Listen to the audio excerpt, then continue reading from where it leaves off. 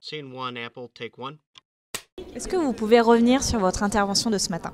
Oui, alors je suis intervenue sur les nouvelles générations et leurs nouveaux comportements d'achat et comment est-ce qu'il faut mesurer les impacts dans l'industrie du tourisme et des voyages. Et c'est vrai que si on prend un aspect notamment sur la partie technologie, sur ce qu'ils peuvent apporter, aujourd'hui c'est des gens qui sont très agiles, qui ont l'habitude d'utiliser les technologies et qui ont une capacité d'adaptation qui est assez importante, beaucoup plus que des gens qui sont en poste depuis plus longtemps.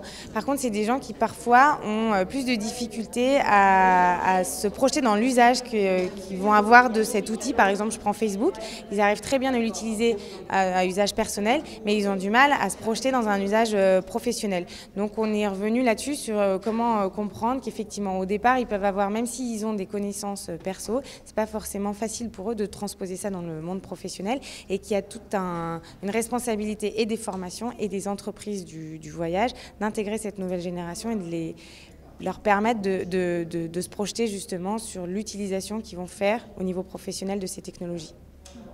Et justement, c'est lié à quoi? Aux générations, ils ne se comprennent pas encore En fait, c'est pas qu'ils se comprennent pas, c'est qu'ils n'ont pas forcément les mêmes façons de s'exprimer. Là où on était dans une génération, je vais dire un peu d'avant, qui rentrait dans les entreprises et qui mettait du temps avant de donner son avis, qui exécutait, on va dire ça comme ça, et puis qui mettait du temps avant de donner son avis. Aujourd'hui, on est face à des générations qui ont plutôt tendance à être assez spontanées. On parle d'une génération révoltée, spontanée, qui a tendance à donner son avis assez vite, donc ce qui peut être choquant pour des entreprises.